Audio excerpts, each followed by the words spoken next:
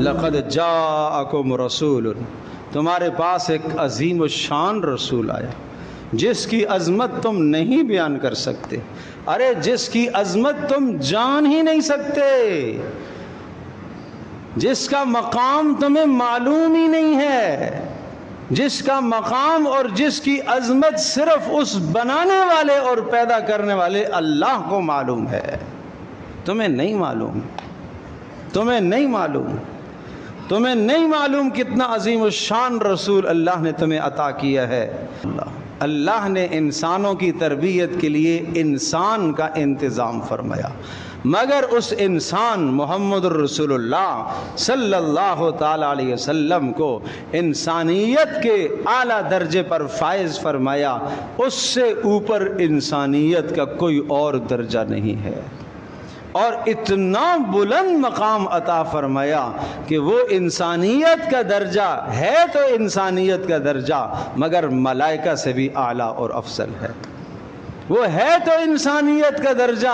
مگر ایک مقام پر جبریل بھی جا کر کہہ دیتے ہیں اے پیارے محمد یہاں سے آگے میں جاؤں گا تو میرے پر جل جائیں گے، میرے پیارے نبی اس سے بھی آگے جاتے ہیں معراج۔ تو یہ ہے عظیم الشان رسول ہم نے بھیجا، من انفسکم، وہ انسانوں میں سے ہے تاکہ تم فائدہ اٹھا سکو۔ اللہ پاک نے اسی ہیبت، اسی جلال، اسی عظمت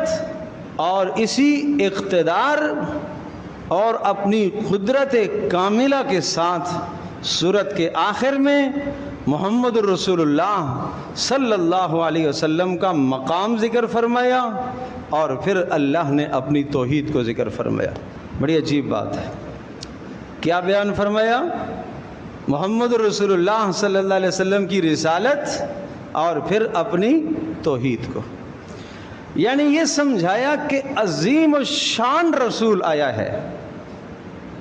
1.25 لاکھ نبیوں میں اس جیسا نبی اور رسول کوئی نہیں آیا، اور یہ رسول محمد الرسول اللہ صلی اللہ تعالی علیہ وسلم آخری رسول ہے، رسولوں اور نبیوں پر مہر ہیں، اس کے بعد کسی اور رسول نے نہیں آنا، کسی اور شریعت نے نہیں آنا، اس کی امت کے بعد کسی اور امت نے نہیں آنا۔ 1.25 لاکھ انبیاء میں جو خصوصیات اور جو خوبیاں اور جو کمالات تھے وہ اکیلے اس فرد واحد محمد الرسول اللہ صلی اللہ علیہ وسلم نے موجود ہیں۔ 1.25 لاکھ نبیوں میں جو کمالات تھے، جو خوبیاں تھیں، جو اوصاف تھے، جو بہترین اخلاق تھے، وہ سب کے سب اس فرد واحد محمد رسول اللہ صلی اللہ تعالی علیہ وسلم کے اندر موجود ہیں، نہ صرف موجود ہیں بلکہ اعلیٰ درجے کے موجود ہیں، اکمل اور اتم درجے کے موجود ہیں۔ یہ نہیں ہے کہ کسی کوئی نبی کی خوبی اس میں ہے مگر ذرا کم ہے، نہیں، ہر شے میں کمال ہے،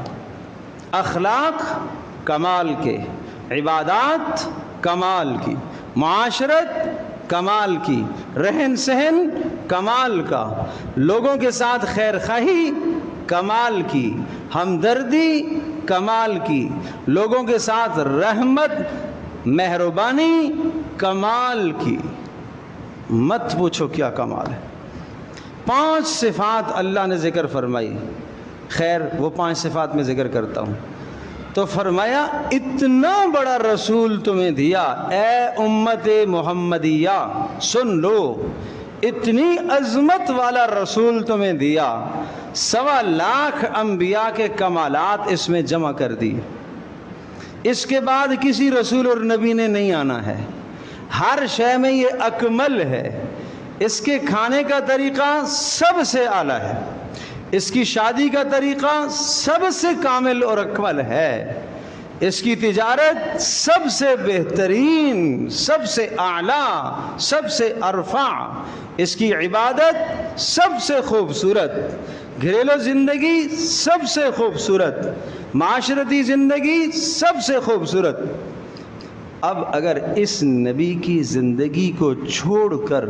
تم کچھ اور زندگی اپناؤ گے۔ اب اگلا اعلان سن لو، اب اگلا اعلان اللہ نے اپنی ہیبت اور جلال اور اللہ نے اپنی عظمت اور اپنی قدرت کے ساتھ وہ اعلان کیا، فَإِن تَوَلَّوْا، اگر محمد رسول اللہ صلی اللہ تعالی علیہ وسلم کی سیرت کو ایک طرف کر دو گے، رواج کو سامنے لے آؤ گے، غیروں کے طریقوں کو سامنے لے آؤ گے، یہود و نصارہ کے طریقوں کو سامنے لے آؤ گے، کہاں؟ کھانے پینے میں، معاشرت میں، رہن سہن میں، شادی بیاہ میں، خوشی غمی میں، تجارت میں، گھر میں، تعلیم میں، اگر محمد رسول اللہ صلی اللہ علیہ وسلم کی سیرت کو چھوڑ کر کسی اور کی سیرت کو لے کے آتے ہو اور طور طریقوں کو لے آتے ہو تو یہ اعلان سن لو، فقل حسبی اللہ، آپ کہہ دیجئے نبی میرے لیے میرا اللہ کافی ہے۔ کون اللہ؟ کون اللہ؟ لا الہ الا ہو، وہ اللہ جس کے سوا اس کائنات میں کوئی مالک و خالق نہیں ہے، جس کے سوا کوئی متصرف نہیں ہے، جس کے سوا کوئی پالن ہار نہیں ہے، جس کے سوا کوئی پیدا کرنے والا نہیں ہے، جس کے سوا کوئی نفع اور نقصان کا مالک نہیں ہے، جس کے سوا کوئی اور عظمت کا مالک نہیں ہے، علیہ توکلت، اور میں تو اسی پر بھروسہ کروں گا۔ اور یاد رکھنا وہ صرف آسمانوں اور زمینوں کا مالک نہیں ہے، وہ رب عرش عظیم ہے، وہ عرش عظیم کا رب ہے۔ اور جانتے ہو عرش عظیم کیا ہے؟ ساتوں آسمان ملا لو، ساتوں زمینیں ملا لو، ساتوں آسمان ساتوں زمینیں ملا لو، اور ان ساتوں آسمانوں اور زمینوں کو اللہ کی کرسی کے مقابلے میں لاؤ، ایسا لگے گا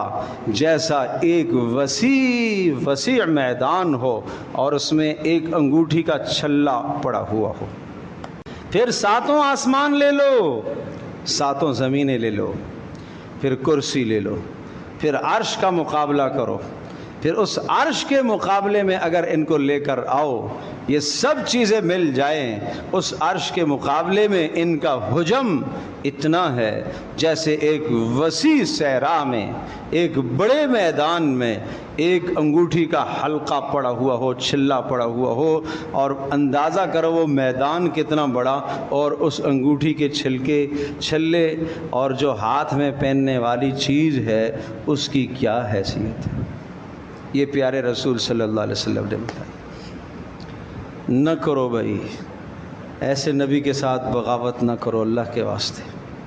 اس پیارے رسول کے ساتھ بغاوت نہ کرو، اس پیارے نبی کی مخالفت نہ کرو، اس پیارے نبی کی مخالفت لباس میں مت کرو بھائی،